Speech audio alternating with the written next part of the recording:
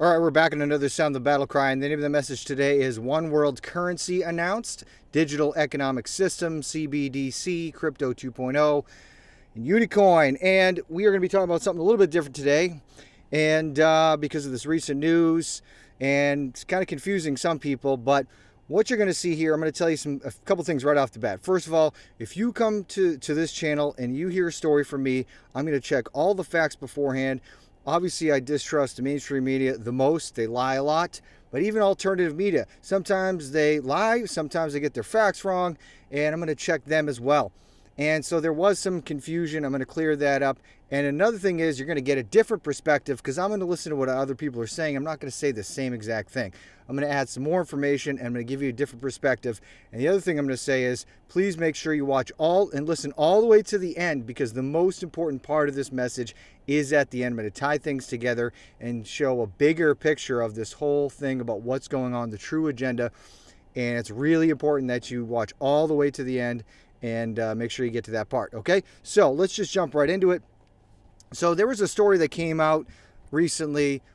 Zero Hedge put it out, but then they got it from actually the Economic Collapse blog. But, the story's been floating around everywhere. People have been talking about it the past few days. And the headline is, the IMF has just unveiled a new global currency known as the Universal Monetary Unit that is supposed to revolutionize the world economy. Now, first of all, I'm going to correct two errors right off the bat. The first one is the headline. It says the IMF has just unveiled a new global currency. That is not true, okay? And so please make sure that you understand that. Everybody's repeating that. Not everybody, but a lot of people are repeating that the IMF has unveiled this currency or they have endorsed it. Whatever it is, they have not officially made any statement about this currency yet, okay? Now, that doesn't mean that it isn't a thing, but we can't say that for a fact yet. And so, we'll talk about that a little bit more. And then the second issue is the picture that's used here for the currency, which is called Unicoin, not unicorn, Unicoin, even though on the picture, they use a picture of a unicorn. Now, I will correct that in a second. So let's read a little bit and then we'll start jumping off on different rabbit trails. So, a new global currency was just launched, but 99% of the global population has no idea what just happened. I think more than that, no. The Universal Monetary Unit, okay? That's the name of this. The Universal Monetary Unit, also known as Unicoin, is an international central bank digital currency and that has been designed to work in conjunction with all existing national currencies. This should set off alarm bells for all of us because the widespread adoption of a new global currency would be a giant step forward for the globalist agenda. The IMF did not create this new currency, but it was unveiled at a major IMF gathering earlier this week. Okay, and then we go to this statement, and it says, today at the International Monetary Fund Spring Meetings 2023, the Digital Currency Monetary Authority announced their official launch of an international central bank digital currency. Okay, now let's stop right there. They call it Universal Monetary Unit, and they call it Unicoin. Now, we got to clear up this other error. I'm going to do that right away, okay? So what is causing a lot of confusion is this word Unicoin and this picture. Okay, this picture, actually, that I have on the screen, if you're just listening, is a picture of a coin. It says Unicoin, and it has a picture of sort of a geometrical unicorn symbol on that. That's the wrong picture. That is for a completely different coin, actually, that has the same name, Unicoin. And so they used a wrong picture. That's not the logo of the Unicoin that is released by Digital Currency Monetary Authority. And I'm going to show you a little bit more about that other one because this one, it seems like, came out before this other Unicoin. So let's talk about the other Unicoin going back a couple years. So there's a website actually called unicoin.com, and it still exists right now. But it says a Unicoin is the official cryptocurrency of unicorn hunters. Now, Unicorn Hunters is actually a show, kind of like Shark Tank, and this came out, I believe it started 2021, 2022, and it's, it's for entrepreneurs, and they actually don't get a stake. People can invest, like anybody that watches can invest in these companies. They actually don't get a stake in the company. They get their stake in the Unicoin. So it's kind of a weird setup, but, Steve Wozniak, one of the founders of Apple, is on the show. There's other woman, Silvina Moschini, Alex Konikin. He's another Russian guy, founder and CEO of Unicorn. And this show, Unicorn Hunters. Now, it says right here on their website, Unicoin is the official cryptocurrency of Unicorn Hunters. Unicorn Hunters' mission is to democratize access to wealth and change the rules of the game so that pre-IPO investing is no longer the privilege of a select group but accessible to all, okay? So they say that right on their website, and then we're going to go a little bit more, and this is a press release from prnewswire.com. It was released February 23rd of 2022. Okay, so this is over a year ago. This press release came out saying Unicorn Hunters introduced Unicoin, an equity-backed, dividend-paying cryptocurrency, as a solution to the high volatility of traditional crypto coins.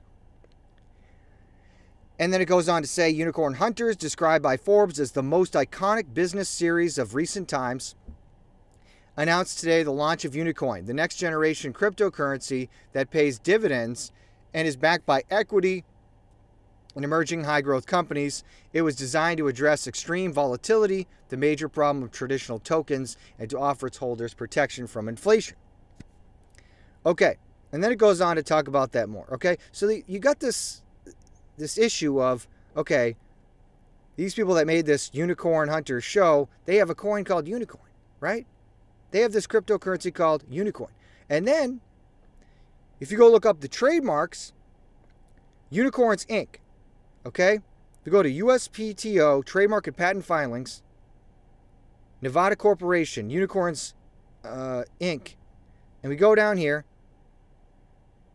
they filed in for Unicorn Hunters in 2021, and then Unicoin January 18th of 2022. They filed for this registration of the trademark of Unicoin. So how is it that this other group can say, oh, we have a coin now named Unicoin?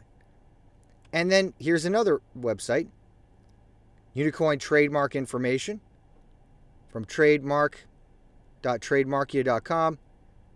And it says that Unicoin, if we go down here, in 2017, okay, in 2017, actually the registration date was 2018. The name Unicoin was registered. And what was it for? Financial services, namely providing a virtual currency for use by members of an online community via a global computer network. Now it says trademarked by Ryan McCulloch, but that's not. That's just an attorney, right? So this name was registered back then, and then Unicorn Hunters at least up until last year. Now it looks like maybe that they let that trademark go, because now let's get rid of this stuff. So we got that information all about the Unicorn Hunters and all that stuff. Let's get rid of that. Okay, so that's the other issue, is that Zero Hedge and Economic Collapse blog use a picture of the Unicorn Hunters Unicoin. It's the wrong one. That has nothing to do with the Digital Currency Monetary Authority, which they say announced their currency at the International Monetary Fund meeting. So we got that squared away, okay? Make sure we don't confuse the two. Now, trying to figure that out, it's still not even clear to me what's going on with that, with the name Unicoin. who really owns that name? Because it seems like it's transferred over now to Digital Currency Monetary Authority. Are they working together? Did they pay for it? I don't even know. But let's just make sure that we know that. So let's jump over to the press release, actually, because they're just reading from this website where the press release is. Okay? So PR Newswire, just the other day, April 10th, 2023, this release came out. The Digital Currency Monetary Authority, DCMA, launches a International Central Bank Digital Currency, CBDC.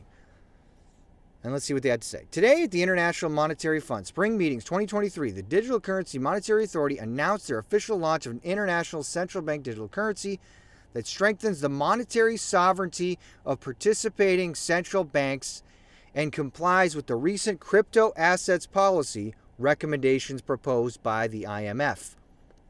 Universal Monetary Unit, UMU, symbolized as ANSI character. It looks like a U with the German umlaut, the two dots above it. That's the symbol. Not the unicorn, it's the U with the umlaut, okay?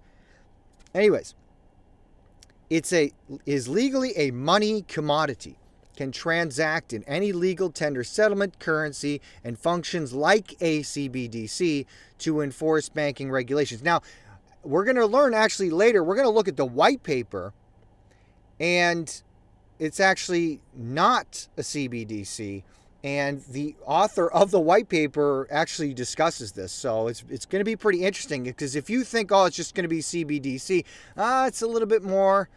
There's more going on than that, and things might go a different direction than you are anticipating. Okay, like I said, we got some different information here than you would normally hear.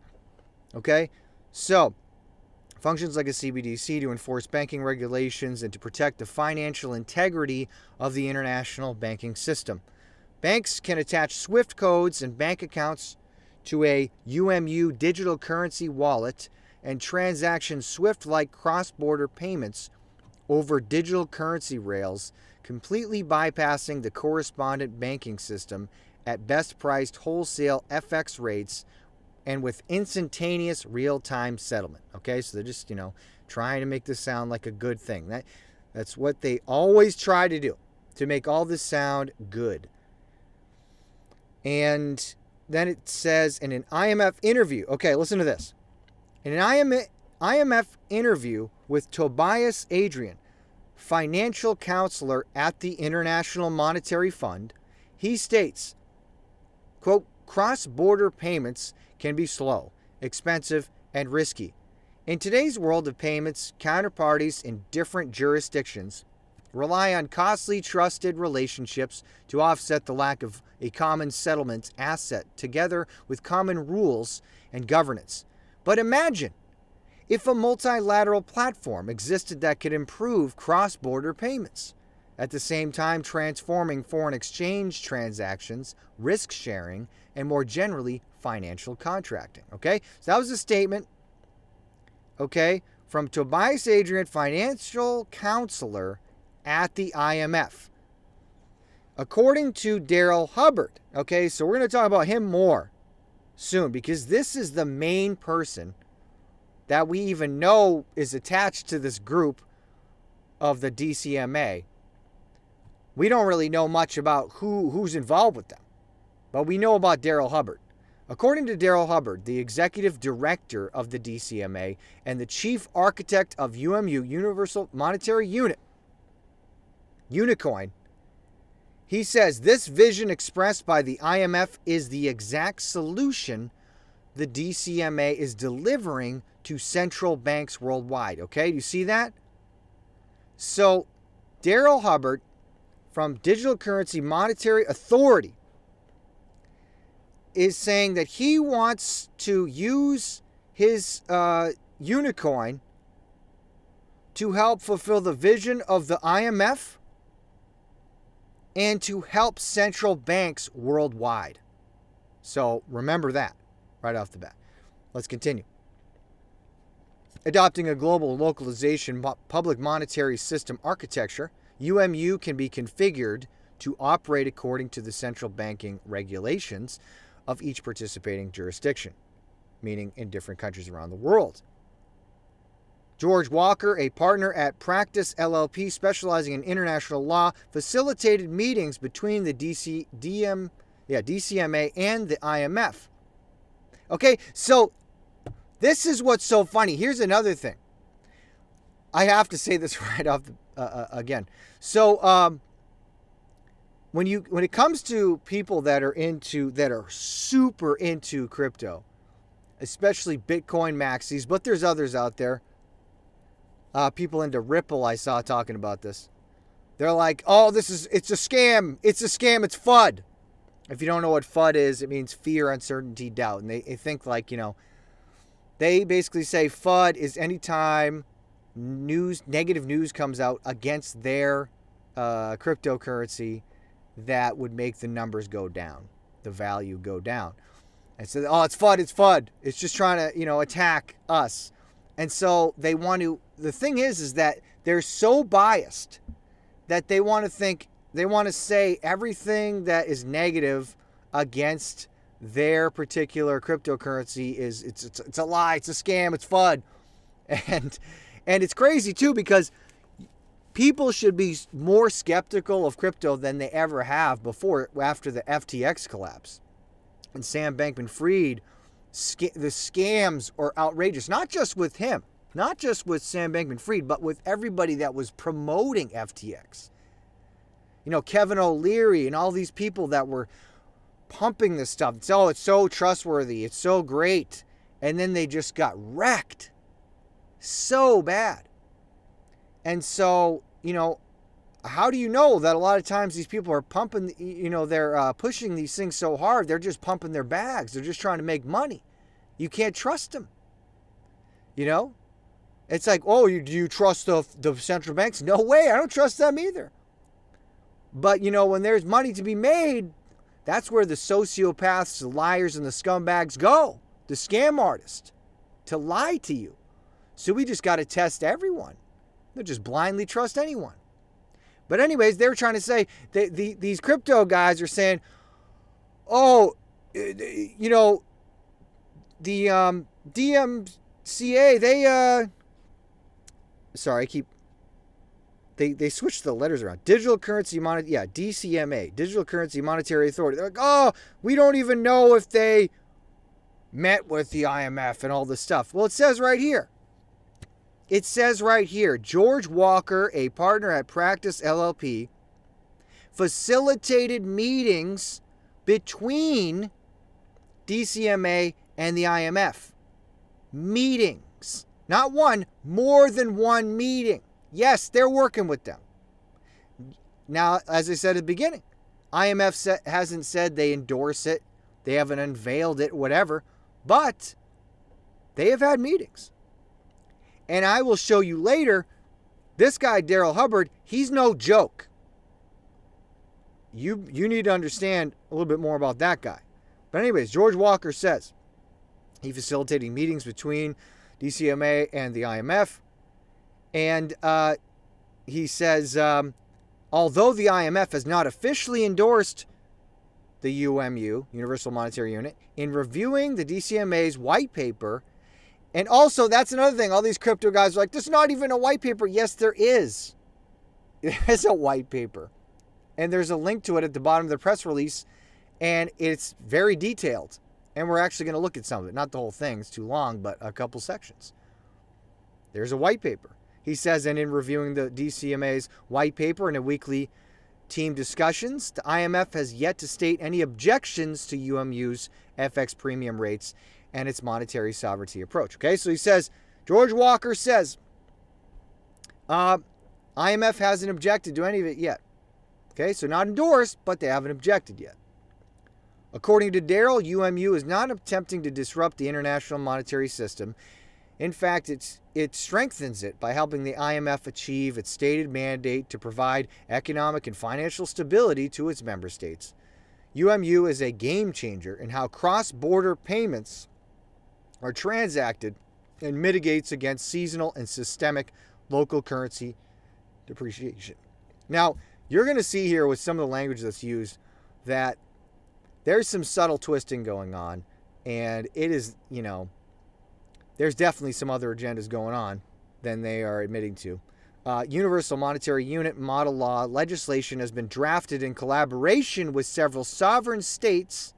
In this proposed legislation, UMU should not be enacted as legal tender for negotiating domestic prices or international trade agreements. Instead, the legislation proposes UMU to be enacted as a complementary money commodity for the store of value, mitigating against potential seasonal and systemic local currency depreciation, and tendered as a payment currency at the time of settlement. Okay? Now, again, the issue here is, I'm going to talk about this more later, but the big issue here isn't necessarily UMU, Unicoin, and exactly what it's going to be used for.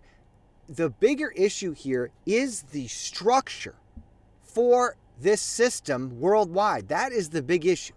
We're going to go laser in on that later. And I'm going to give you some more details you may not have heard yet that are pretty wild. Okay. Just a couple more and then we'll be done with this press release. And we got a few other things we got to cover. Trust me, it's worth your time.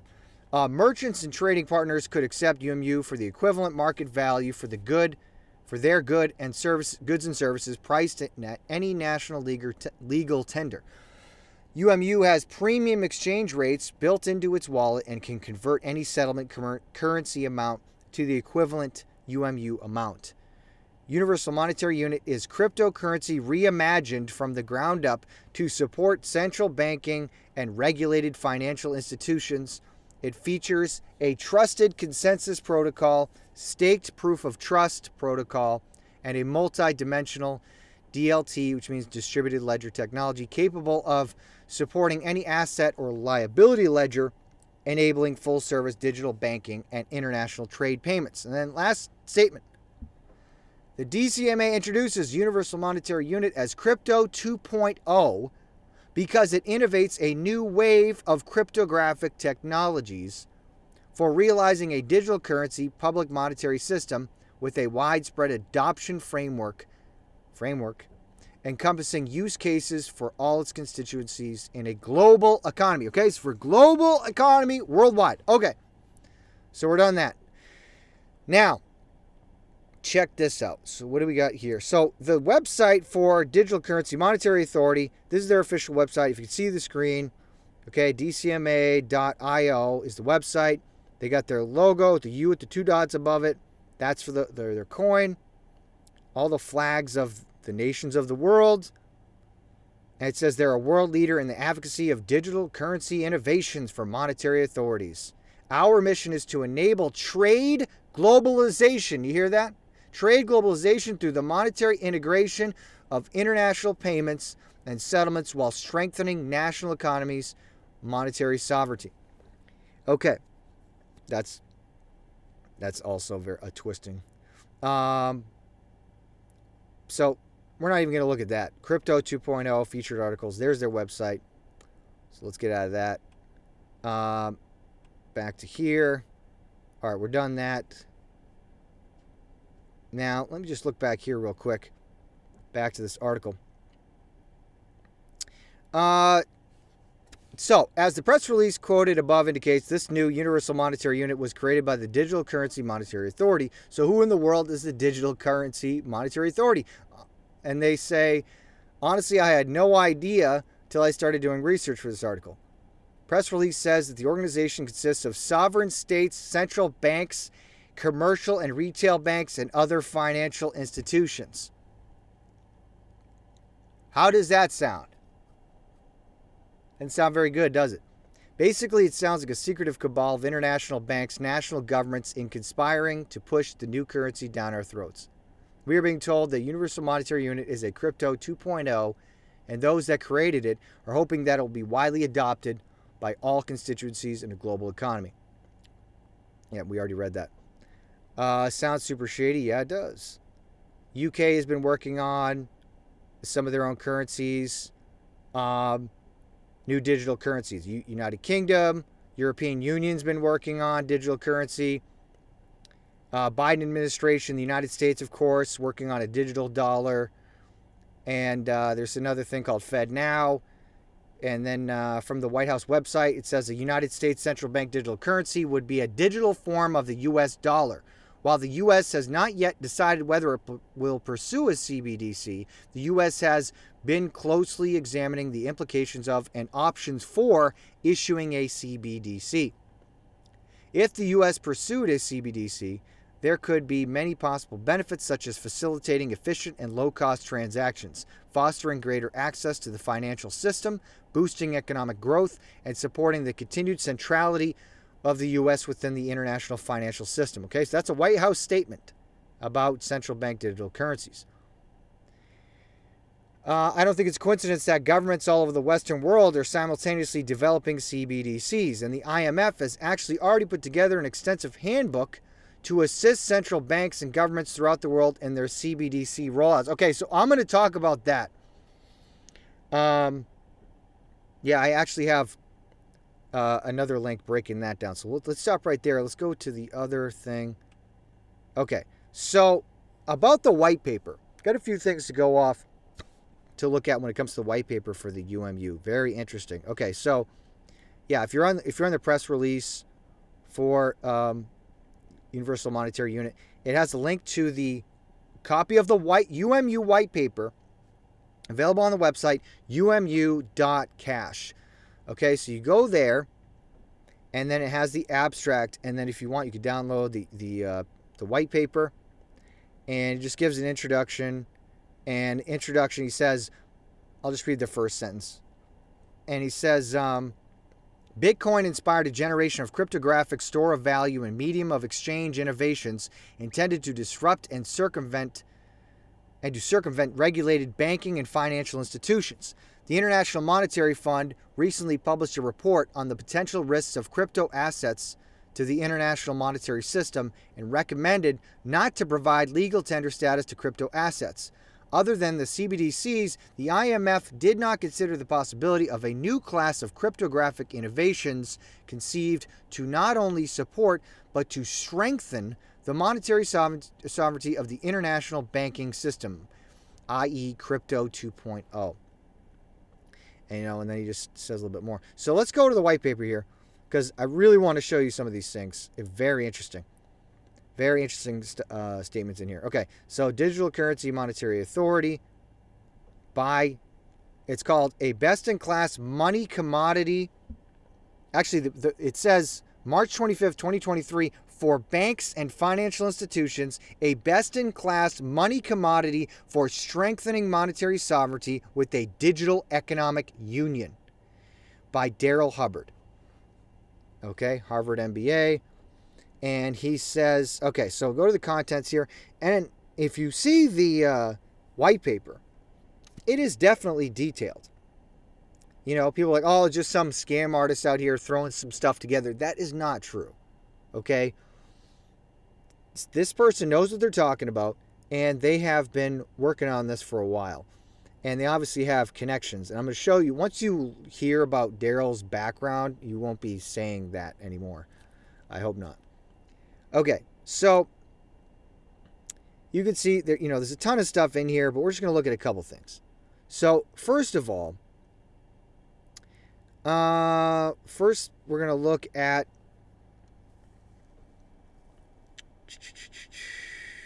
the first thing is Global Electronic KYC, which means know your customer. Okay, so let's scroll down to that. First thing we'll read. Very interesting here. Okay, this is important when it comes to understanding the implications of this system. And it doesn't matter whether it's Unicoin or something else. It's just any system that can do this. Okay, Global Electronic KYC, know your customer. Enhance your KYC with global customer identifiers. Okay, so this is from the white paper. He says there is a tremendous opportunity for the international monetary system to reduce fraud and global money laundering transactions. They always use that as an excuse, right? Oh, it's because of fraud and money laundering. That's why no one can have any privacy. Through the use of global electronic KYC technology without violating any consumer protection, data privacy, and bank secrecy laws. Imagine a global customer identification registry that is decentralized in every central banking jurisdiction, so customer information is not passed out of the country and is not shared with any other bank. This global yet decentralized registry. See how the word decentralized, people say that all the time in crypto. We need a decentralized system. Doesn't mean anything. Doesn't mean they can't control. You're not going to get out of the control structure with that. Get real. Being naive. This global yet decentralized registry would create a unique global identifier for every person and entity for every bank account opened in the international monetary system, or at least the participating member banks. Did you hear that? Okay, this is huge. Let's hear that again. This global registry would create a unique global identifier for every person and entity for every bank account opened in the international monetary system. Okay? Every person who participates in the international monetary system would have an identifier for every person. This is unprecedented structure of control. Setting the framework for it. That's what we need to focus on here. So if a banking customer in the United States has the same or statistically similar KYC information as the banking customer in the Cayman Islands, the global KYC registry would generate the same globally unique identifier, GUID, for each customer. Although the customer is transacting in two distinct banking systems, if both banks are members of the same CBDC network or digital economic union, the GUID will be associated with all their transactions, enabling network monitoring technology to monitor customers on a global basis. Network monitoring technology monitoring customers worldwide.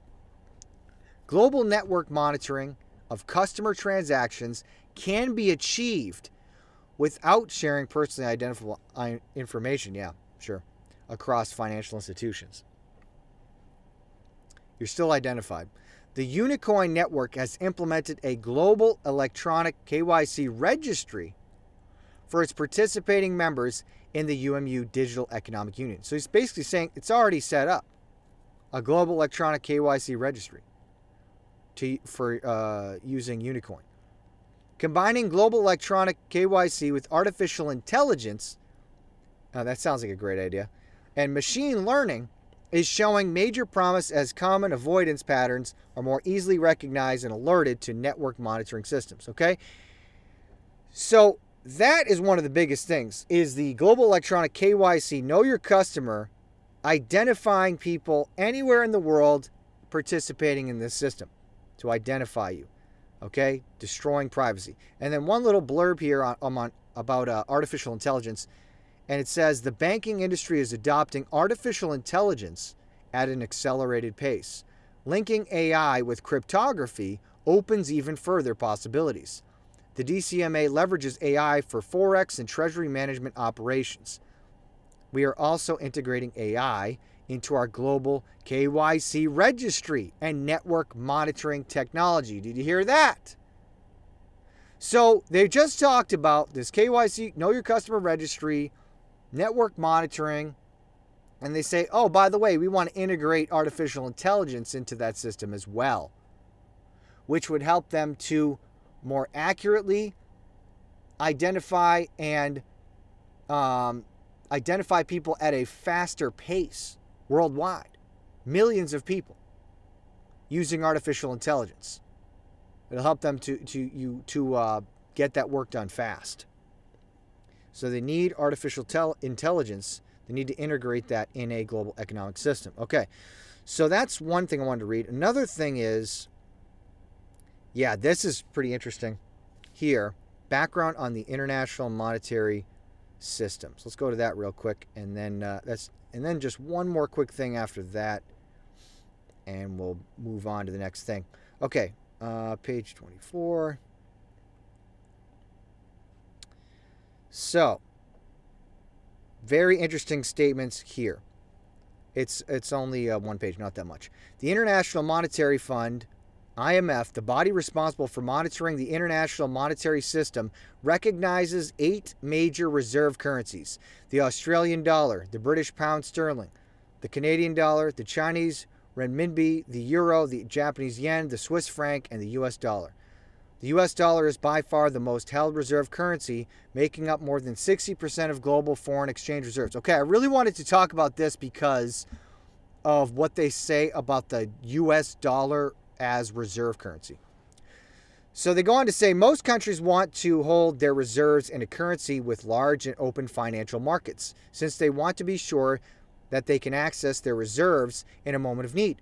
Central banks often hold currency in the form of government bonds, such as U.S. Treasuries. The U.S. Treasury market remains by far the world's largest and most liquid, the easiest to buy into and to sell out of bond market.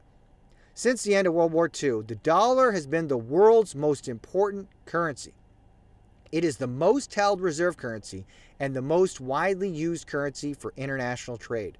The centrality of the dollar to the global economy confers some benefits to the United States, including borrowing money abroad more easily and extending the reach of U.S. financial sanctions. Factors that contribute to the dollar's dominance include its stable value, the size of the U.S. economy, and the United States' geopolitical heft. In addition, no other country has a market for its debt akin to the United States, which totals roughly $18 trillion. It's more helpful to think of the U.S. Treasuries as the world's leading reserve asset, says CFR's Council on Foreign Relations, Brad Setzer. It's hard to compete with the dollar if you don't have a market analogous to the Treasury market. Okay, let's continue. The dollar's status as the leading reserve currency has been called the exorbitant privilege of the United States, a phrase coined by former French Finance Minister Valéry Giscard d'Estaing in the 60s. And it has been. The United States has had that privilege of having their currency, the dollar, as the world's reserve currency for a while. But that is starting to crack. And there's a lot of debate now about the BRICS union, right? Brazil, Russia, India, China, South Africa. Then other countries are making deals, Saudi Arabia and Iran, and Brazil says we got to stop, we got to get out of the dollar and all this stuff. So there's a lot of other things that are going to play into this as well. Okay, and it isn't going to be as straightforward as people think. Okay, let me just say that right now. First of all, if you think the United States is just going to give up their status as the world's reserve currency without a fight, you're out of your mind. Okay? They will absolutely go to war. And, so if people think things are just going to transition and, we're just going to change currencies and the economies are going to shift here and there and no one's going to fight each other, it's crazy. It's absolutely crazy. That's why I say this doesn't have to be the end game of Unicoin or whatever. It could come after that. The point is the structure. There may be a lot of fighting, a lot of war before we get there, but, they'll have the structure and the framework set up. But there may be a lot of fighting, and you say, we got United States and their allies, and then we got BRICS. BRICS will just make their own system. They won't buy into this. Well, they're not just going to let them do that. We're already basically at war with Russia. Are you crazy? It's already been admitted. Pretty much a lot of people knew, but it's already now, it's been leaked out. And so it's crazy to think there won't be fighting. And that the United States won't be at war with those BRICS nations. It's crazy to think there won't be fighting. So things aren't going to be straightforward. It's going to be messy. It's going to be real messy. Anyways, let's continue. Some experts warn, however, that the aggressive use of sanctions threatens dollar hegemony. After the Donald Trump administration unilaterally reimposed sanctions on Iran in 2018, other countries, including U.S. allies France, Germany, and the United Kingdom, began developing an alternate dollar-free system to continue trading with Tehran.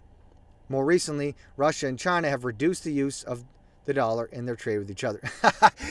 Wow. So this guy kind of shows his bias here because he's like throwing shade at Trump. The dollar was messed with. It's threatening the dollar hegemony because of Trump imposing sanctions on Iran. But then he says, yeah, and also Russia and China have reduced the use of it, and doesn't mention anything about Biden and his policies and how the war with Ukraine and Russia and how our policies toward that didn't, and our sanctions against Russia, that didn't affect anything. Doesn't mention any of that.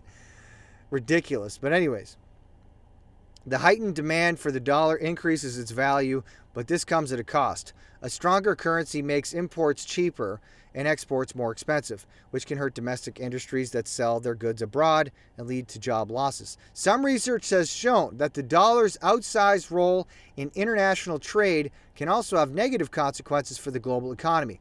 As a country's currency weakens, its goods exports should become cheaper and thus more competitive. But because so much trade is conducted in U.S. dollars, other countries do not always see this benefit when their currency depreciates.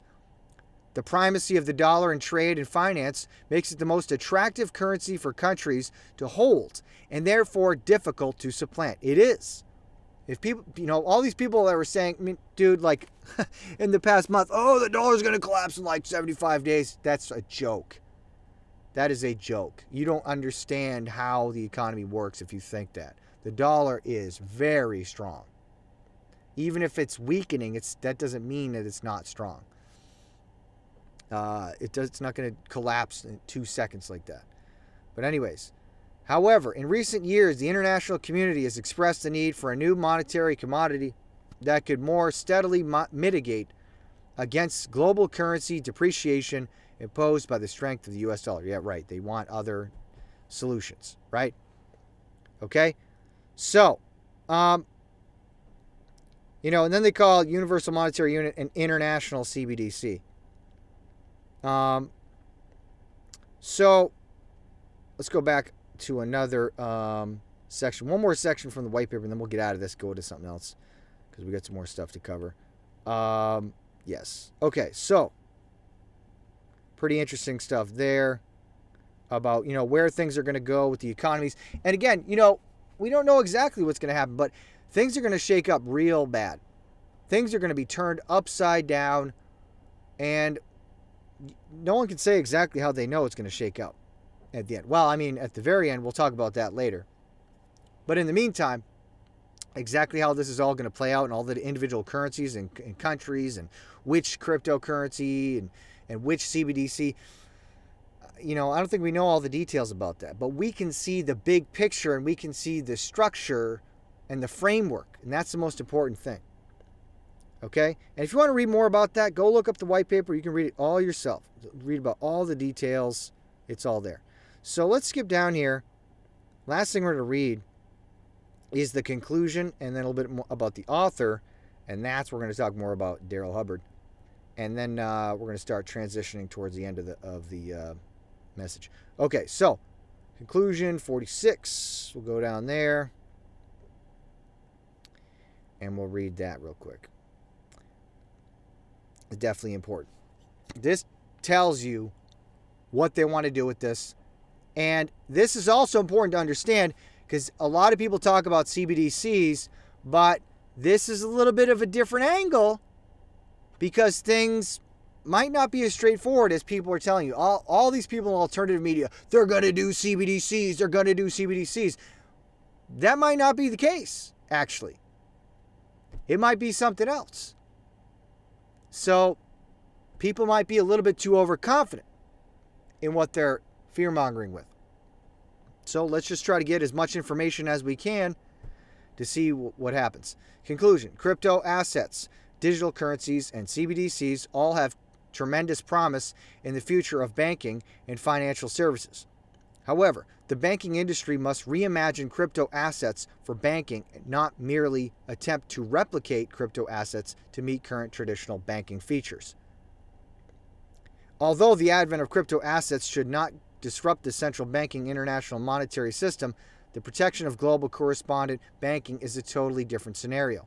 Global commercial and retail banks are private enterprises, and they can be disrupted like any other private enterprise. That does not sustain their value in the marketplace. The correspondent banking industry has been slow, costly, and inefficient for decades. It's true.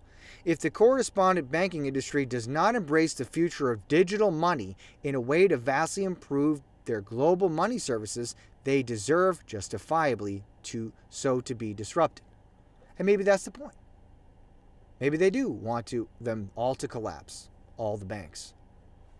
The IMF assumes that all crypto assets pose a risk to the international monetary system. The IMF does not consider there could be a class of digital currency innovations designed to enhance the safety and stability of the international monetary system. The IMF also needs to accept the reality some governments and central banks within the international monetary system have totally lost, listen to this, loss of trust of their citizens. Yes, they've lost trust of their citizens, absolutely. Due to a history of corruption and poor fiscal and monetary policies. Absolutely 100%. People are upset and they do not trust the governments and central banks. Absolutely. Millions of people cannot stand them, do not trust them. That is a fact. These countries generally have the weakest currencies, and their citizens view crypto assets as a potential alternative for storing their money. Central bank digital currency, CBDC, which is merely a digital form of a country's legal tender, is not going to solve economic challenges of a weak currency, and citizens will continue seeking monetary safekeeping alternatives. Did you hear that? Okay? And once you see who this guy is, you're going to see he knows more than what he's, than you would think he does. He definitely knows what he's talking about. So it might not just be straightforward. You think, well, it's just going to be CBDCs. It might not be. Okay? And a lot of people are against it. That's a huge problem. Central banks and retail and commercial banks often hold financial instruments and commodities in lieu of treasuries to manage risk, to generate income, and to support financial stability. UMU has been designed as a money commodity reserve currency to satisfy these desired outcomes. Instead of totally discrediting an entire class of cryptographic innovations, the IMF should also consider an offensive crypto asset strategy and outline what features in money commodities could be of value to the international monetary system if invented or implemented. If gold and bonds have a place in the international monetary system, surely there is a niche of monetary cryptographic assets that could also have a benefit to the global banking system. It should be of strategic importance to the IMF to have at least one cryptographic monetary commodity working in alignment with the goals and policies of the IMF, even if operating under a different set of monetary mechanics. The DCMA invites the IMF to learn more about the Universal Monetary Unit. Consider joining as an observer member and collaborating with us to refine UMU even further to support and strengthen the international monetary system. Okay, that's the end of that. Now we're going to go on to Daryl Hubbard. But one more thing is, again, like I said, this Unicoin, the UMU, maybe that will be used, maybe it won't be. Maybe it won't be used. But when you start reading about this and you see the framework, you can see clearly how there could be some type of system and currency set up for the entire planet. That they could absolutely come up with a solution now, because this wasn't always the case, right? Certainly wasn't the case before the internet. But even after the internet, they still had to develop more. But now, ever since Bitcoin and crypto, and they've been rapidly developing these technologies, exponentially innovating, you start to see the feasibility of it, the possibility that, wow, they could really build a system that would work worldwide. And we start to see that come into view. And that is very important when it comes to the end of the message. And we're almost there. So, Daryl Hubbard, who's this guy? Well, very interesting. About the author, Daryl Hubbard. Daryl Hubbard is an exceptional record of achievement in computer science and information technology. He entered college at age 16. That young. Received his bachelor's in computer information systems at the age of 18 from North Carolina Wesleyan College, and received his master's in computer science at the age of 19 from North Carolina State University. Very smart man from a young age. Daryl taught college-level computer accounting at a community college at the age of 17 and started his career as a chief architect at AT&T Bell Laboratories. Now, if you don't know who that is, they changed their names a couple times, but AT&T Bell Laboratories, they have invented a lot of crazy stuff. Go look that up. Go look that up on Wikipedia and read through the history of the things that they invented there. Crazy stuff. He served as a member of the National Institute of Science and Technology during its release of the TCP/IP known as the Internet. Yeah. Oh, this guy's not just a nobody, huh? He was appointed as a U.S. expert in the American National Standards Institute, ANSI, and elected as a chairperson within the International Standards Organization, ISO. Daryl has over 25 years of high technology and financial technology experience, serving as the head of financial management architect at AT&T and consulting for leading corporations in America. His clients include, listen to this, Fannie Mae, Northern Trust Bank, Huntington Bank, Ameritrade, Coinstar, Amgen, Warner Brothers, Toyota, Sony Pictures, Screen Actors Guild, Hollywood stuff, Philips Healthcare, Oracle, HP, Dell, and others. Big Fortune 500 corporations. Over the past 10 years, he has dedicated his talents to distributed ledger technology, DLT, and digital currencies. Okay, so he's been working on this stuff for a while. And I'll show you some of the other things he worked on in the past. Daryl has collaborated with or completed projects for the European Union, the Korean government, and other central banks around the world. His work is featured by the European Commission and the World Economic Forum. That's right. Good old Klaus Schwab and World Economic Forum. Okay, told you this guy wasn't a nobody. I told you. Just got to read a little bit. In 2018, Daryl was inducted into the Computer Science Alumni Hall of Fame at North Carolina State University and has been appointed as a Strategic Advisory Board member for the NCSU Computer Science Department. Daryl graduated with an MBA from Harvard University. Okay. Now, we see here his biography. You can go read more on North Carolina State University. Strategic Advisory Board member, Daryl Hubbard, Executive Director, Digital Currency Monetary Authority. There he is. Okay, and then it goes over his biography. It says basically the same stuff that I just read. I'm not going to read that again. But it says Daryl has managed over $160 million in information technology projects as the head of IT for AT&T's Chief Financial Officer organization, reporting directly to the CFO Board of Directors. Okay, this guy has done some stuff. He founded Medic Systems, a leading solutions provider of a fully integrated, what? Electronic medical record system for hospitals and physician offices. Are you paying attention? Medical records? Daryl was featured in PC Today magazine for the innovation and development of the MedicMate technology. In 2002, Daryl founded Vertron Corporation, a boutique management and IT consulting firm for venture-backed startups and Fortune 500 clients. It talks about those clients, Toyota, HP, Dell. And he's a founding board member of Yobi Capital Fund Corporation. And that was involved in some crypto stuff. He also serves as a chairperson in International ISO. Okay, then we read all that. Okay, we're done that. Also inducted in 2018 into the NC State Computer Science Alumni Hall of Fame. Now, one more thing, because this is really interesting. His biography over here. And then we're going to move on to something else so we can wrap this up. Daryl Hubbard. This is from gbaglobal.org /members, Daryl Hubbard. Check this out. Daryl Hubbard, Digital Currency Monetary Authority. Location, Washington, D.C. Okay. Daryl has an exceptional record of achievement in computer science and information technology.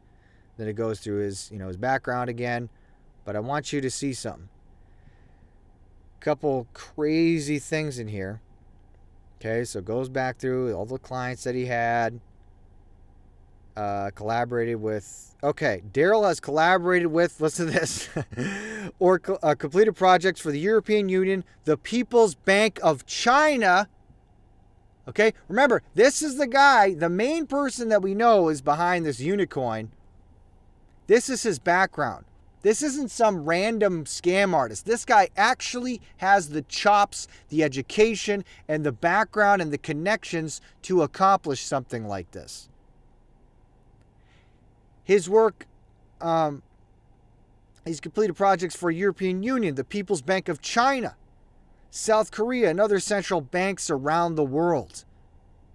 He's already been working with central banks. His work is featured by the European Commission, the United Nations, and the World Economic Forum.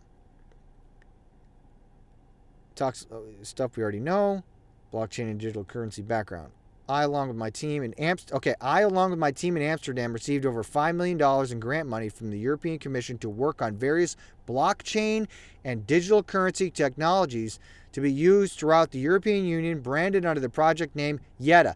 Okay, so that's a past project that he did. Okay, he's not working with that anymore, but it just goes to show that he has a background in this area. It's called YETA, which I believe he said is a word that means ruler of the household. And he said that it means rule of the household because money is the ruler and the household is the world. That's literally what he said the explanation is. The European Commission published an article on YETA and the solutions we implemented for them. Okay? So then there's a link to the European Commission's website. You can read that. Again, he has a background in this stuff. My work with the EU received notable attention around the world and with other governments. The World Economic Forum published an article on the next generation blockchain technologies coming to market and featured YETA. There it is again. Okay, his background with working with crypto, and then, the World Economic Forum. Recently, I signed an LOI with the Korean government to provide the digital currency solutions for their Smart City initiative in Seoul, Korea. If you have heard about those before, smart cities, 15-minute cities, smart cities, all that stuff. Yeah, he was working with that too. And then he says, Yubi won the 2020 Innovation of the Year, presented at Hong Kong Blockchain Week. He's got links to all this stuff. I've also consulted with the People's Bank of China in Beijing on their central bank digital currency. Okay, did you hear that? He consulted the People's Bank of China on their CBDC. Okay? And again, we talk about BRICS versus the United States, blah, blah, blah. Well, look at this guy's working with everybody. He's based in Washington, D.C., the United States, yet at the same time, he's consulting them on their CBDC. Okay? There's a lot more going on in the background than you see on the news, even in the alternative media. My alma mater, NC State University, inducted me in the Hall of Fame. Right. Click on the name and full biography. Okay, whatever. We got that all. We got all that. All right. I think there was one more thing though. He said, my goal is to help governments and central banks build and deploy effective digital currency solutions for the economy. There you go. My goal is to help governments and central banks. Thank you, Daryl.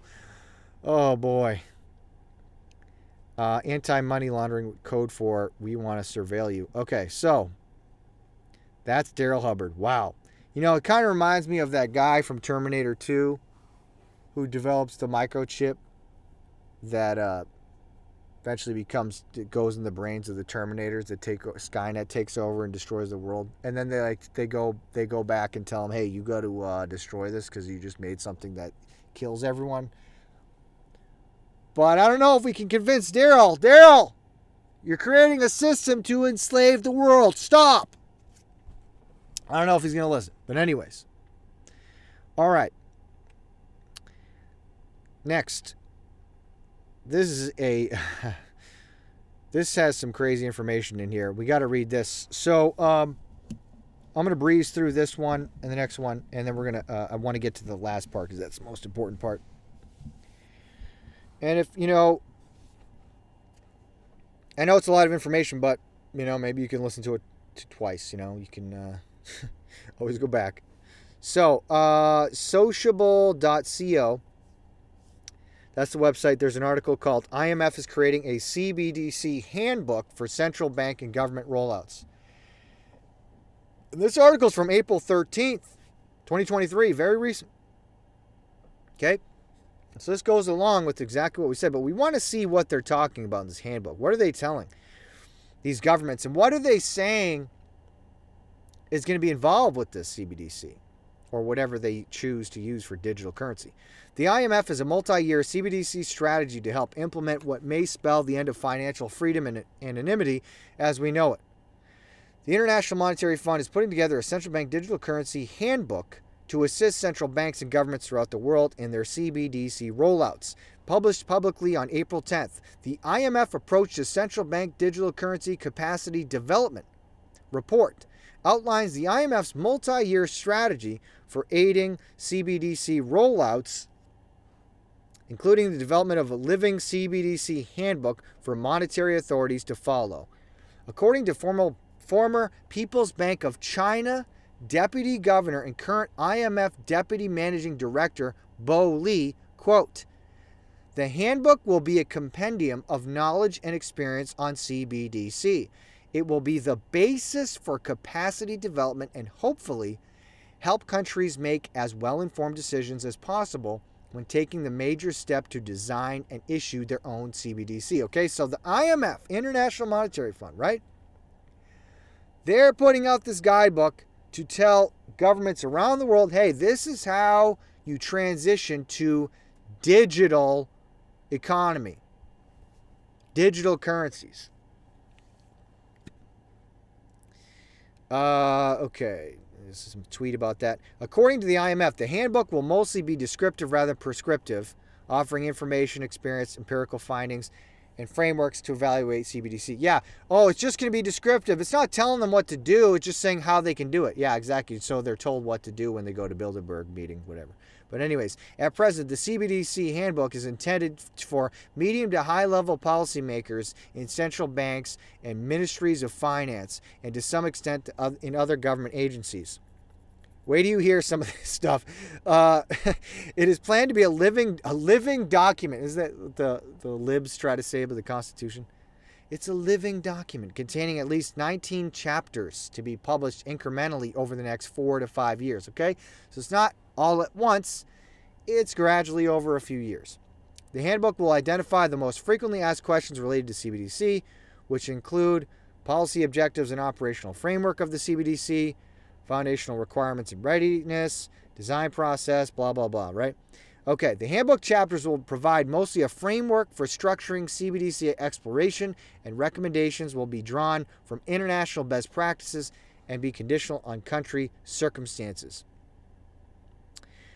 Okay. Oh yeah. You gotta hear about this programmability. That's crazy.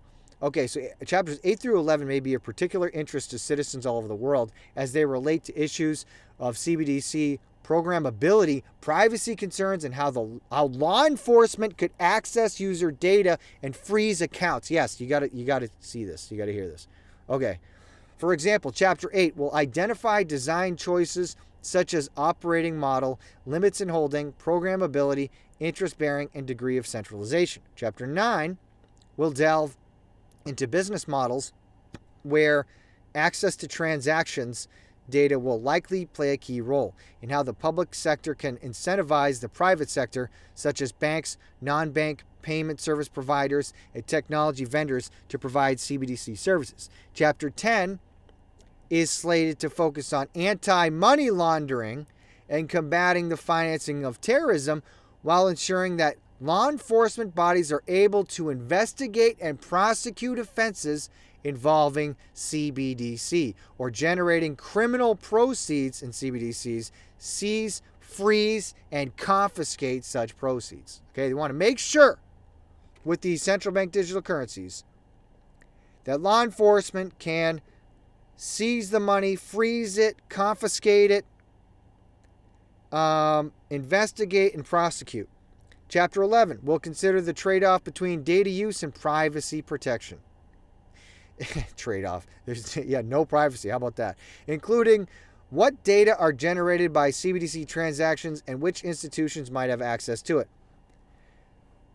Check out this quote from Christine Lagarde, European Central Bank in 2022. She said, in terms of anonymity, there would not be complete anonymity as there is with banknotes. Yeah, that's an understatement of the century. There wouldn't be complete anonymity. How about none? How about there's no anonymity? There's no privacy.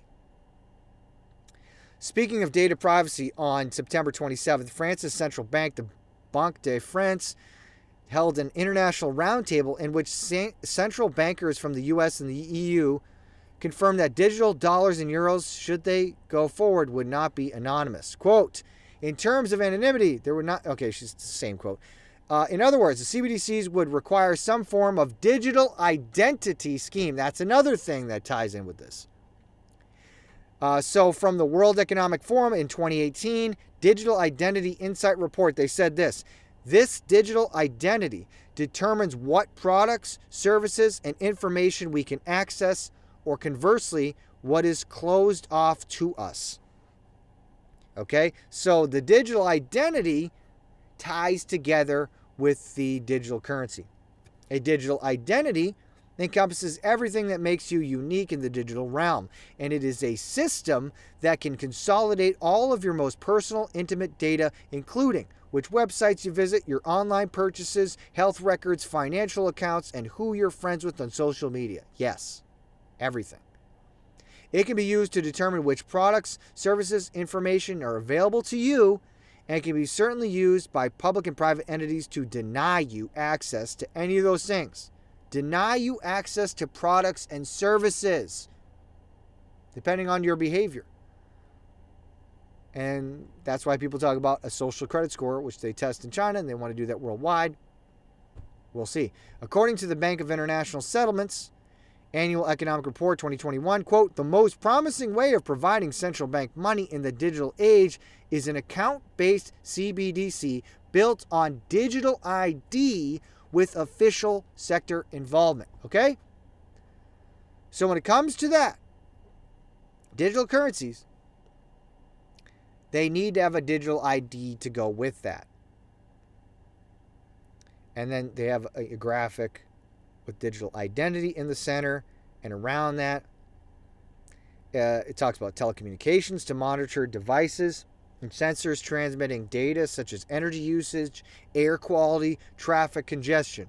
For healthcare, users to access insurance, treatment to monitor health devices, wearables for care providers to demonstrate their qualifications. And, that ties together with, they call it the Internet of Things, where all your appliances are hooked up to the internet. What if everything, the thermostats in your house, oh, you've had the heat on for too long, we're shutting it off. Oh, the AC's been on too long, we got to reduce the carbon, shutting that off. The refrigerator, you got too much in there. Someone's going to come over and we're going to take some of your food and give it to someone else. Oh, use too much hot water, we're going to shut that off. Everything's connected to the internet. Financial services to open bank accounts, carry online financial transactions for food. And here's the other awful thing. For farmers and consumers to verify provenance of produce, to enhance value and traceability in supply chains. And they actually can hook up the tractors, farmers' tractors, to the internet to be remotely controlled as well and monitored, to monitor everything, to track everything. Okay. There's all these different things, social platforms, e-commerce, shopping, accessing services, everything. Okay?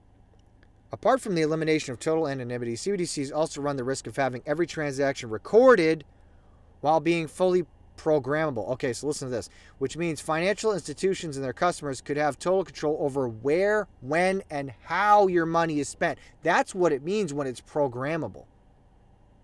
They can program the currency to only be used for certain things. Bank of Russia Deputy Governor Alexei Zabotkin gave a real-world example of what CBDC programmability could look like when he spoke at the annual cybersecurity training exercise, Cyber Polygon, you might have heard of that before, back in 2021. There, Zabotkin explained. Listen to what he says. This digital ruble will permit better traceability of payments and money flow, and also explore the possibility of setting conditions on permitted terms of use of a given unit of currency. Just imagine that you are able to give your kids some money in digital rubles and then restrict their use for the purchase of junk food, for example. See how they always try to sell, oh, it's something good. You can help stop your kids from eating junk food. Then he says that would be a useful functionality for a customer.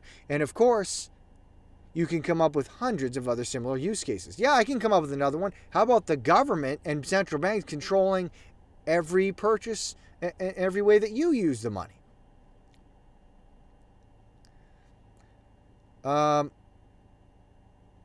Here's another quote from Christine Lagarde, European Central Bank, 2023. She says, those who can associate the use of digital currency with programmability would be the intermediaries, would be the commercial banks. Got it? Okay. Yeah, so they're saying the commercial banks could program the money. Okay. We're going to wrap up this here. Just wanted to show you some of that stuff. It's pretty crazy features there. Speaking of at the Bank of International Settlements Innovation Summit, March 2023, Lagarde highlighted that central banks themselves had no interest in... Yeah, they have no interest in programming CBDCs. Yeah, right. But commercial banks do. Okay. And then she says, whether it's in time, type of use, that to me would be a voucher. It wouldn't be a digital currency. Those who can associate... Okay, it's just the same quote again. Sorry. Concerning user anonymity and anonymous transactions, Lagarde conceded that a digital currency will never be as anonymous and as protecting of privacy in many respects as cash, which is why cash will always be around. Wrong. They want to phase out cash. However, according to a World Economic Forum agenda blog post from September 2017, quote, the gradual obsolescence of paper currency is a characteristic of a well-designed CBDC. See that? Oh, cash will always be around. Wrong. They want to get rid of it. This quote from Augustin Carson's Bank for International Settlements in 2020, a key difference with a CBDC is the central bank will have absolute control on the rules and regulations that will determine the use of that expression of central bank liability, and also we will have the technology to enforce that. You hear that? We will have the technology to enforce that regulation. And then it talks about just, how CBDCs give them absolute control. We tend to establish the equivalence with cash, and there is a huge difference there. For example, in cash, we don't know, for example, who's using a $100 bill today. We don't know who is a 1,000 peso bill today. A key difference with the CBDC is the central bank will have absolute control on the rules and regulations that will determine the use of that expression of central bank liability. And also, we will have the technology to enforce that. Those two issues are extremely important, and that makes a huge difference with respect to what cash is. Another quote, by programming CBDC, though these money can be precisely targeted for what kind of people, strange phrase, can be owned and what kind of people, what kind of use this money can be utilized. Total control over it. Okay. Bo Lee explained how they could be programmed. Yeah, okay, so he says CBDCs can allow government agencies and private sector players to program to create smart contracts to allow targeted policy functions. For example, welfare payment, for example, consumption coupons, for example, food stamps. By programming CBDC, they can be targeted. Yeah. Unreal. And Lee also noted that the institutions could take advantage of CBDC transactional data by following the model of communist China, where non-traditional data can be very useful for financial service providers to give me a credit score. That's tying together that, credit score or social credit score. CBDCs coupled with the digital ID eroded the ability for citizens to transact anonymously. Some people talking against that, and that's pretty much the end of that. Okay, so CBDC linked with digital ID could allow governments and corporations to put permissions on what you can and can't buy with your own money, including expiration dates on when you can spend it. So it could even be programmed to expire at a certain time where you can't even use the money anymore. It is a system ripe for total surveillance and control over many aspects of society, and it paves the way for an authoritarian system of social credit that incentivizes, coerces, otherwise manipulates citizen behavior.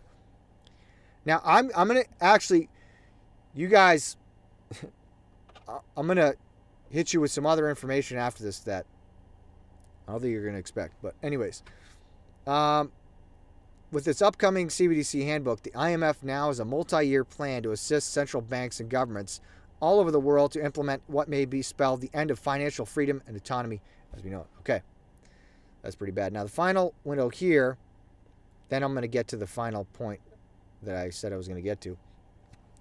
It's this article. I'm not going to read this whole thing, but I just wanted to mention this. This is on COINTELGRAPH. Always reminds me of COINTELPRO, but anyways. COINTELGRAPH, there's an article by Trent Lipinski called Will Blockchain Technology Be Used to Build Evil Social Credit Systems? And the reason this article is important is because, all these people that are super into crypto, into Bitcoin, they're like, oh, this is going to free us from the central banks. It's going to help us escape the total control, surveillance, the control systems of the central banks around the world and the governments and everything. But that might be a Trojan horse. That might be actually a lie. And look at this article. They talk about how they like blockchain technology, these types of things, right? But I want to read you a couple quotes real quick. Okay, so let's continue. Blockchain. I don't know why they said as above, so below. That's a phrase taken from the occult. Okay, governments have no problem violating our rights, violating our privacy. When we look back at the history of Bitcoin, blockchain technology, it is clear that these algorithms and concepts were born out of the Great Recession of 2008. Bitcoin was designed to create an alternative system incorruptible by the powers that be in authoritarian governments. However, those same world governments are now pushing for blockchain solutions that they control. They are not investing in blockchain to free us from their shackles, but to tighten their grip. There is nothing social about the systems China has already implemented. These are systems of enslavement and control. With a few tweaks of code, blockchain can be corrupted by authoritarians to build social credit enslavement systems. Matched with 5G, advances in surveillance technology, autonomous drones, facial recognition systems, and artificial intelligence, Blockchain can be used as the underlying infrastructure to crush privacy and freedom once and for all. If world governments legislate encryption technology for their own purposes and pervert consensus mechanisms for their own centralized enslavement systems, we will end up with digital currencies that can be used against the people of the world. He says, I caution everyone working on blockchain technology. Do you really know who you're actually working for? Who's funding you? What's your ultimate intention? Yeah, how about that? How about who's Digital Currency Group? What about Grayscale? People look into that, see how many companies they're involved with. You know? All these people, just so many scam artists and liars. But anyways, we don't even know who made Bitcoin. Everybody speculates this person, that person. Nobody really knows. Could have been alphabet agencies. Don't have no clue.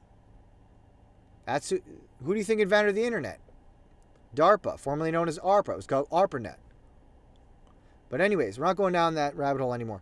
Point is, you know, everybody's saying, "Oh, we're gonna save the world with blockchain, with crypto, all this stuff. It's gonna free us." You think it is so naive. It's not even funny. Oh, they're just going to let you free all the students around the world. Oh, think about what you're saying logically, okay? The same people that say, man, all these governments and bankers are so evil around the world. They're so evil. And by the way, they locked down the entire world, forced, needles on people, and all kinds of stuff, right? Those same people are just going to let you create these alternative currencies and economic systems and completely free your populations, and there's nothing they can do to stop you, and they're just going to let you do it. And they're not going to show up at your door, even if you had money in a cold storage wallet, point a machine gun in your face and say, hand it over.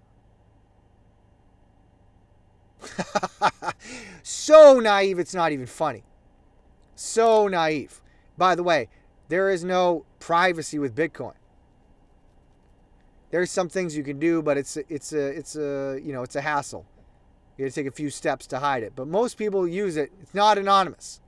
It's all public on the blockchain. And certainly anything on the internet is not private to the government. Okay? So they know who has what. They know how much you have. Or they know pretty close. Now you got something. So anyways, everybody pushes that, oh, this is going to save us, blah, blah, blah. It's naive. And man, does everyone discount the violence, man. They really discount the violence and the power of the weapons. And they're going to put it right to you. So anyways, now, I said all that. I'm going to get to the main message I wanted to say at the end, okay? So, I know it's a lot of information, but I'm going to simplify it and distill the message down as much as possible, okay? And the point is this, that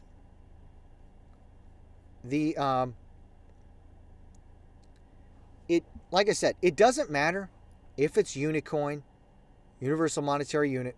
It doesn't matter what the actual currency is. That doesn't matter. It doesn't matter if this is this exact system, whether it's going to follow the exact guidelines of the IMF's handbook and all this stuff. None of that matters. What matters the most is the fact that this is even possible, and that we see what is possible today with the level of technology that we're at. And there might even be other technology. There has to be. That the government's having secret that you don't even know about, that's even way crazier. You don't even know. But what we even know exists makes all of this a possibility. Okay? And that is really important because I want you to know that this has very, very big, important spiritual implications. Okay? I want you to listen to this. If you want to reject it after, fine. But you need to hear it, at least. And I'm going to explain it to you the clearest, simplest way possible. And the message is this. This system, doesn't have to be this exact one, but the ability to be able to do this worldwide was specifically put in the Bible as a prophecy, and it said this would happen. And it was written almost 2,000 years ago. This exact thing was prophesied. Now, you may have heard things about this, of course, but do you really know what it says? Because I'm going to show you. Okay? And so I'm going to bring you to Revelation 13, and I'm going to break it down for you. I'm going to make it real easy to understand.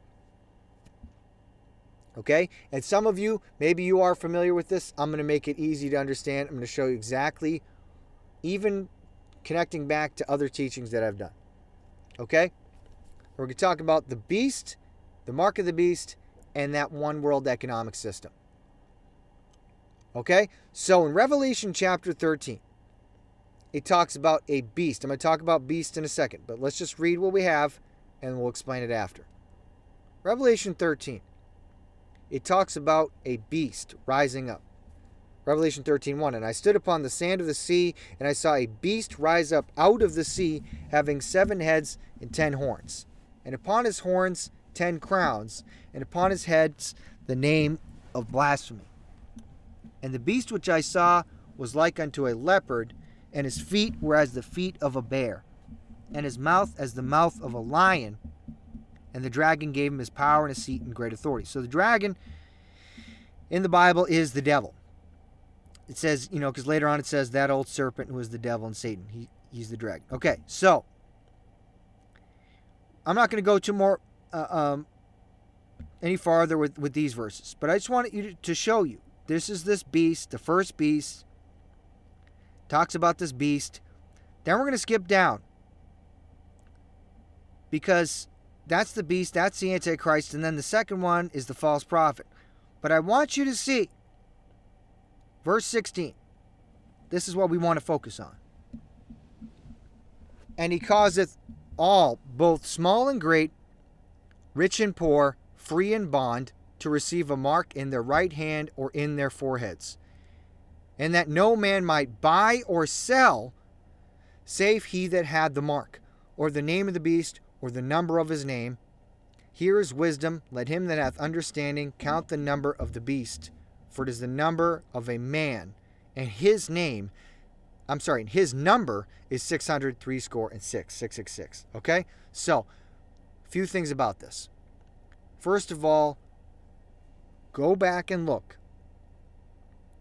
And you look at verse 17. It says, and that no man might buy or sell, save he that had the mark of the name or the number of the beast. Now, think about this, okay? Because this is talking about everyone in the world. This was not even possible at that time that this was written, okay? It was impossible for this system to be implemented. It was not until the time of the internet that this was even a possibility. But we needed more than just the internet. And so I've been talking about framework and structure. Well, the internet laid the foundation to make this even possible. The internet laid the foundation. But now, when we have the invention of blockchain technology, cryptocurrencies, and everything that goes along with that, now we start to see the framework come into place that makes this an actual possibility. That it would even be possible to enforce a system where no man in the world could buy or sell unless he had a mark on him. Or it says in his right hand or in their forehead. It was totally impossible before to do this. But now I want you to really pay attention, because don't you think it's significant that this was written so long ago? And now, the way that the world has been going, now it is actually going to be possible to create a system like this? After this, I'm going to throw another curveball at everyone, but let's just get this down simply. Okay? That's the biggest thing we need to see, is that this is actually possible now. With the internet as a foundation, and then blockchain technology, cryptocurrency, central bank digital currency, all that stuff, now the framework is here. It is now a possibility. Okay? So that's the biggest thing that we need to see, is that you need to really pay attention to wake up, because what is coming, if you haven't been paying attention and you've just been looking at things through a material lens, through your five senses, and you've just been looking at it from about government control and money and all this stuff, if you think that's all that's going on, you are in for a world of a shock, of surprises. Because, oh boy, it's a lot more going on than that. There is a lot more going on. All of this that has been going on, and it's not just this economic system, it's also pushing towards just a world government system, destroying all the borders and cultures around the world to destroying the old order to bring in a new one, so you can bring in that one system. This isn't just to create a one world system for control, because a bunch of egomaniacs want control, and a one world monetary system because they want to just exercise total control. No, there's another reason. And if you've been brainwashed for many years by entertainment, they've been hinting at it towards you. Oh yeah, they've been giving you crumbs here and there. Don't you remember that movie? One example. Don't you remember that the series The Stand by Stephen King, where an engineered virus escaped, killed a lot of people, and then there was a man who came after, and someone kept warning, ringing a bell, the dark man is coming. Bring out your dead. Bring out your dead. The dark man is coming. The dark man is coming. Oh, you thought that was all just fantasy and entertainment? You see, there's a whole other world that you can't see. And you have been seeing some of it manifest, because you look at the government control, you look at the economic system control, right? But what about the cultural rot? How do you explain that? How do you explain the abject evil that is growing more and more, and the lawlessness and the chaos and the violence and the destruction, the death, which is going to grow more and more, by the way, the evil you see everywhere? Is that all just natural? Doesn't it feel like it's getting worse? Doesn't it feel like it's getting crazier and crazier? Yeah, it's because it is. And you think that's all just happening naturally? No, there's more behind that. And guess what? The Bible said this would all happen. It predicted all of this would happen. Did you know it even predicts multiple times with prophecies that the evil would increase? It says, evil men and seducers shall wax worse and worse, deceiving and being deceived. It said in the latter times, in the last days, perilous times would come. Men would be lovers of their own selves, haters of God, lovers of pleasures more than lovers of God, all these different things. All these prophecies pointing towards the exact times that we're living in right now. So I'm warning you clearly to please wake up and pay attention, because there is something deeper going on here that you need to realize before it's too late. And I'm going to talk about one more thing, and then I'll end the message. And so this is to understand Bible prophecy a little bit more, about what's going on, the spiritual nature of this, okay, and about the beast and the system. Because a lot of people have a false idea of what's going on. A lot of people are deceived, including people who know about conspiracy. They don't listen to they don't listen to mainstream media, whatever. And you see there's millions, it's growing every day, actually. Millions of people who are rebelling against the World Economic Forum and central bank digital currency and digital ID, all these different agendas, right? They're rebelling against it. They're against it. They can see that it's bad. They don't want to accept it. They're against it, right? And then there's some people that talk about, it's all just political and all these different types of things. But the Bible says, no. It's not just a political, governmental system. It's not just an economic system. It's not just all those things. It's also spiritual. That's what we need to see. There's spiritual reasons for this. Okay? So let me make a couple points here. Show you some things. First of all, this word beast here. Some say, it's a kingdom. It's not really a man or whatever, this, that, and the other thing. Well, you go back in the book of Daniel, it defines what beast is. Okay, the Bible defines itself, what the symbol means. And Daniel the prophet has 2 dreams that prophesy 4 kingdoms that would be upon the earth. First one is a dream about a statue, and the other one is about 4 beasts. And the 4 beasts are said to be 4 kingdoms.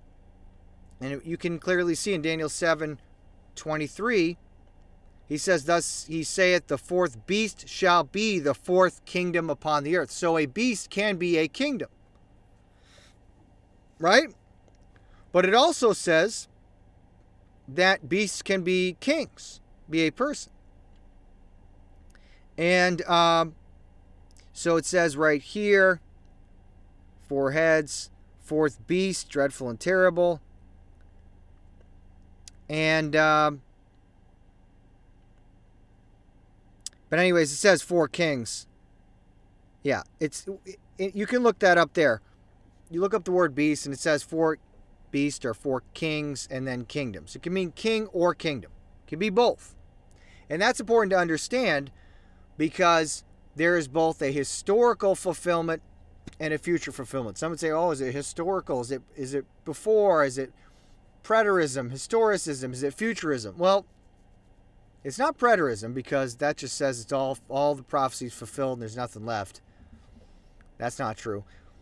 But is it just historicism? No. And some say, no, it's not historicism at all. It's only future. No, that's not true either. It's only historical, not future, or it's only future, not historical. No, that's not true either. There clearly are historical fulfillments to prophecy that have been happening because the 4 kingdoms, the 4 beasts, it clearly says are Babylon, Medo-Persia, and Greece. And then the 4th one is Rome. That's clear as day from the Bible. Okay? Clearly says those are the 4 kingdoms. And if you go back, watch my 2 videos explaining this stuff, I explain in detail, show in detail, 4 kingdoms in Daniel is one of them, and the other one is the little horn power revealed. I show clearly from the Bible and history how there was historical fulfillment of these prophecies, especially with the little horn, about the Roman Empire, how the Roman Empire was fallen, it was divided, it was separated into 10 parts, into 2, and, the little horn power rose up, took away 3 of those kingdoms, and replaced them, and that developed into the Roman Catholic Church. And then they had those basically replaced the Caesars. They had the same exact title as the Roman Caesars, Pontifex Maximus, and they continued a dynasty of popes, dynasty of Caesars, until this day. And that's the little horn power. Now, we don't have to argue about is this come out of the Catholic Church or not. I'm just telling you what I teach it right there. You go watch the video. I'm talking about something that, we need to just look at very simply about this one world economic system, okay? But anyways, the point is, there is a historical fulfillment, but there's also a future fulfillment. And there is, like I was talking about in Revelation 13, there will be a man, okay? So there's a beast kingdom. The fourth kingdom clearly says the fourth kingdom would be on the earth till the return of Christ. Okay? There's that kingdom, but also the beast is a man. You could say there's a dynasty of them, but there will be a final man. And the Bible says that multiple times, uses different names for this man. One is Antichrist. We see that word used multiple times in the Bible. And it says that 1 John 4:3, every spirit that confesseth not that Jesus Christ is come in the flesh is not of God. And this is that spirit of Antichrist, whereof ye have heard that it should come, and even now already is it in the world. So the spirit of Antichrist was already in the world at the time of John, he says. But then look at what he says in 1 John 2:18, little children, it is the last time, and as ye have heard that Antichrist shall come, even now are there many antichrists, whereby we know that it is the last time. Okay, so that's important because he says, you have heard that Antichrist shall come. That's talking about the last man. I'm going to show you another passage that makes that very clear. It says there's going to be that final Antichrist, but now there's many antichrists. And there's also a dynasty of antichrists. All the popes.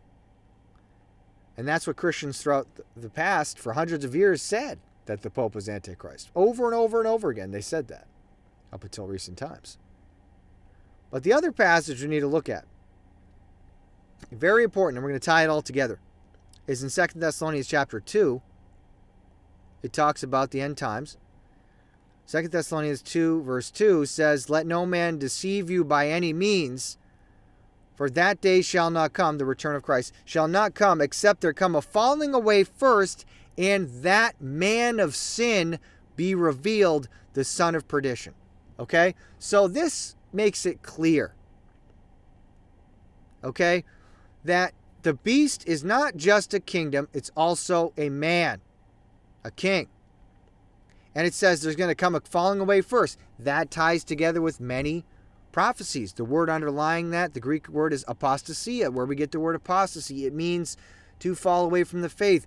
Other prophecies say the time will come when they will not endure sound doctrine. They shall turn away their ears from the truth and shall be turned unto fables. People don't want to hear the truth anymore. Professing Christians, churches, they're getting away from the truth. It says in the latter times some shall depart from the faith, giving heed to seducing spirits and doctrines of devils. There be an explosion of false doctrine, false teachers. And what is called Christianity would get more and more apostate and worse and fake.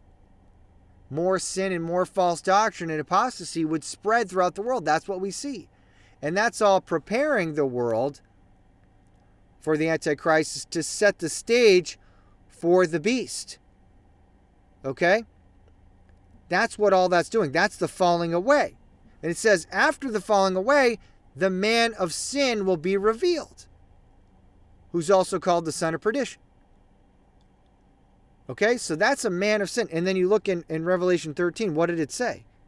It says, let him that hath understanding count the number of the beast, for it is the number of a man, and his number is 666. So it says again, it's a man. So there is a man coming. And what does it say about that man? Verse 4 of 2 Thessalonians 2:4. Who opposeth and exalteth himself above all that is called God or that is worshipped, so that he as God sitteth in the temple of God, showing himself that he is God. Some people say, oh, the Antichrist is just a political leader. That's nonsense.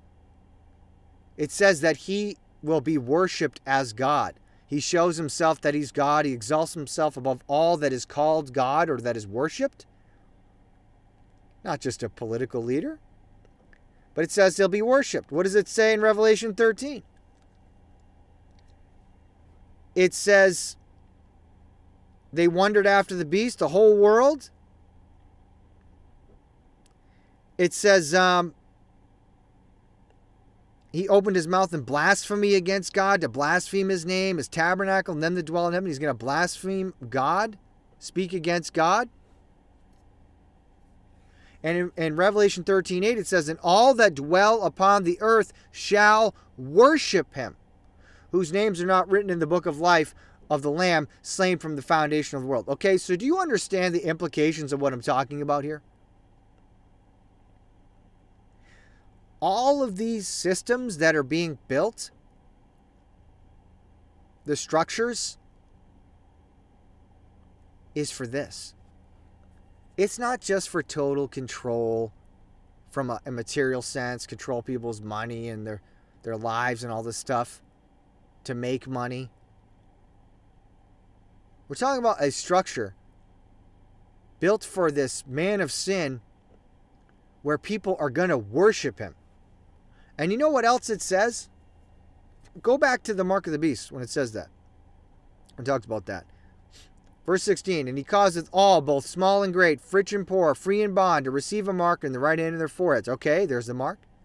And that no man might buy or sell, save he that had the mark, or what? Or the name of the beast, or the number of his name. Okay, so it's not just a number, but it's also a mark and the name of the beast. And you know what else it says? You know what else it says? It also says, it talks more about that later, not just in that chapter. It says this. It says, Revelation 14:9, and the third angel followed him, saying with a loud voice, if any man worship the beast and his image, and receive his mark in his forehead or in his hand, the same shall drink of the wine of the wrath of God, which is poured out without mixture into the cup of his indignation, and he shall be tormented with fire and brimstone in the presence of the holy angels and in the presence of the Lamb. And the smoke of their torment ascendeth up forever and ever.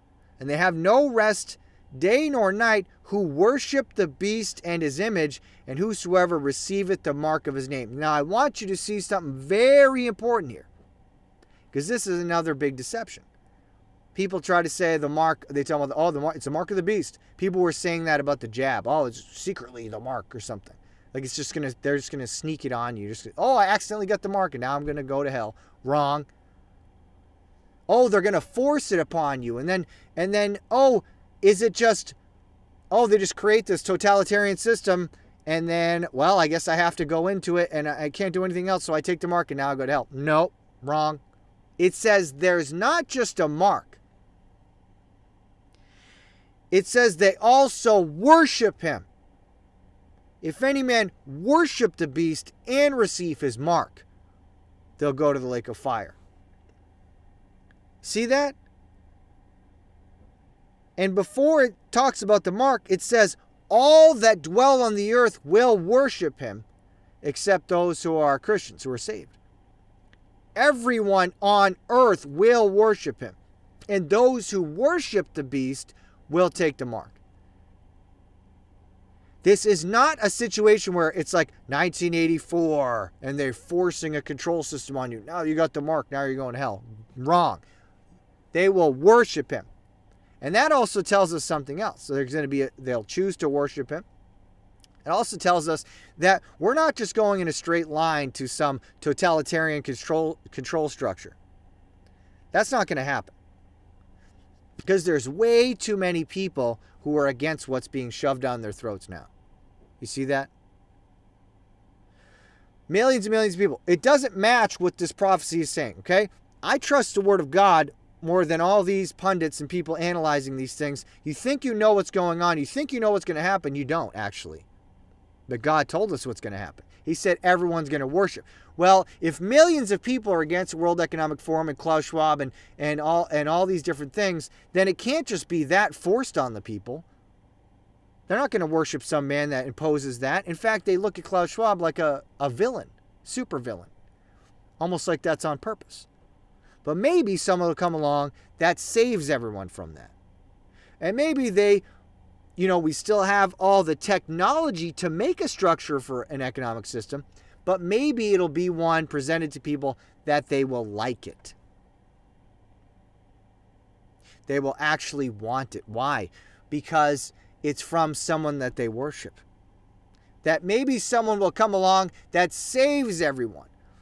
Maybe first of all, there will be a giant war between all the nations and the BRICS alliance and all these other people. And it will cause as much chaos as possible. And there will be collapse around the world. And everyone will be brought to their knees. The Bible says men's hearts failing them for fear. Begging for a savior. Begging for someone to come rescue them out of all this mess.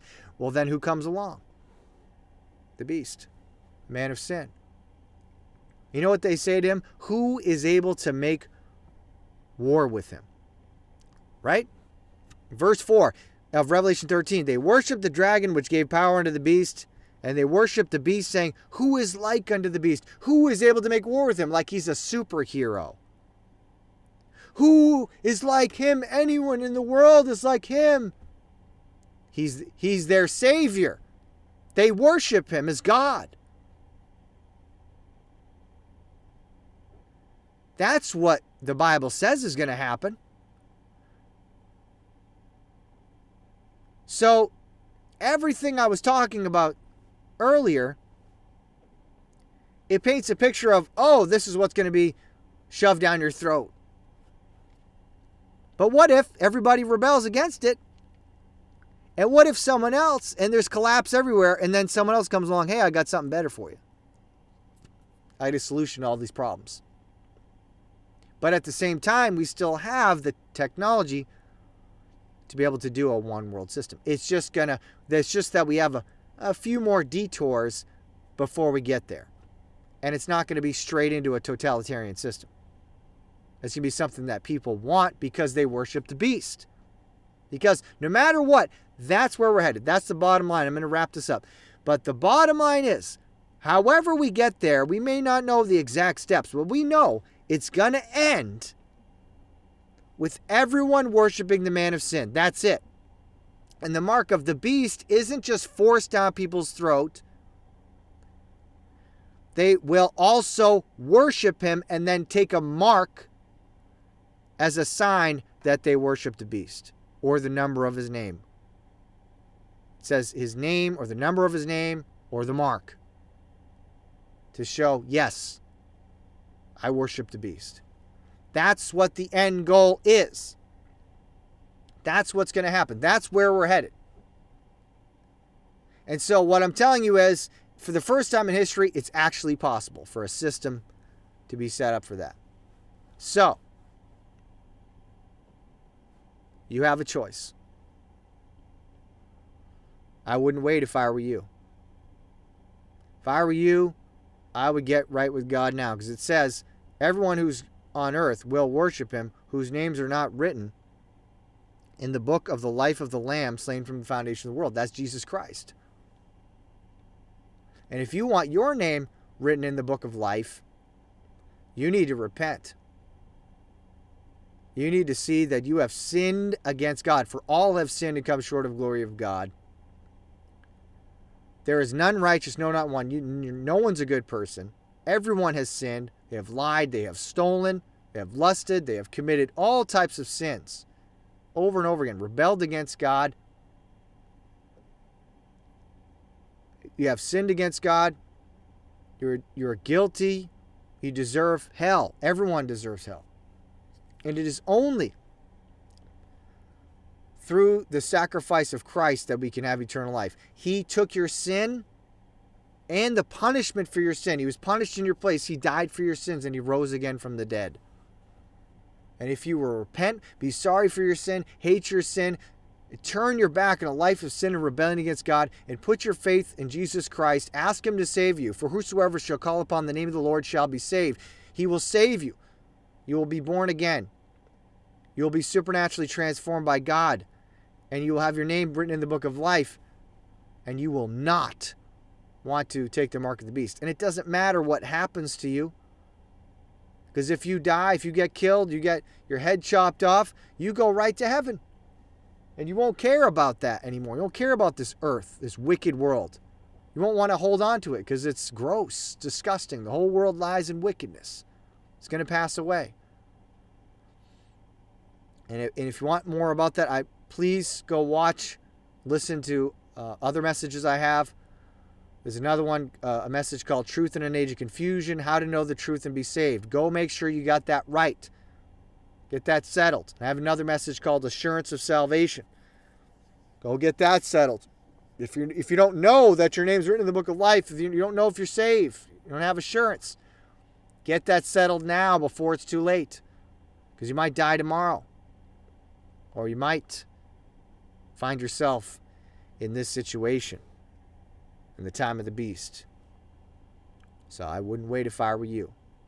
But I'm showing you today that Bible prophecy is being fulfilled. God said it was going to happen, and it's happening. And it's gonna be fulfilled more and more as every day goes by. You're going to see it, and you're not going to be able to deny it. But many will deny it. Believe it or not, they will deny it. Because the Bible says that Satan will come with do miracles and signs and wonders. Even he was coming after the working of Satan with all power and signs and lying wonders, and with all deceivableness of unrighteousness in them that perish, because they receive not the love of the truth, that they might be saved. Okay? Because they don't love the truth, they love their sin and hate God, God will let them be deceived by all the things that are going to happen. There'll be supernatural signs, all kinds of crazy things going on, and everyone will be deceived if they're not saved. So I wouldn't wait another day. I wouldn't put it off for another day. This is your warning. When you stand before God one day to be judged, which the Bible says you will, as it is appointed unto man once to die, but after this the judgment, Hebrews 9:27. You will stand before God to give an account for your life. You will be shown that, hey, I didn't know. Yeah, you did. God warned you. Here's a warning right now.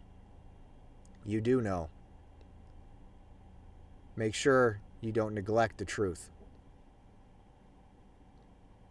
Because like I said, you're not guaranteed another day.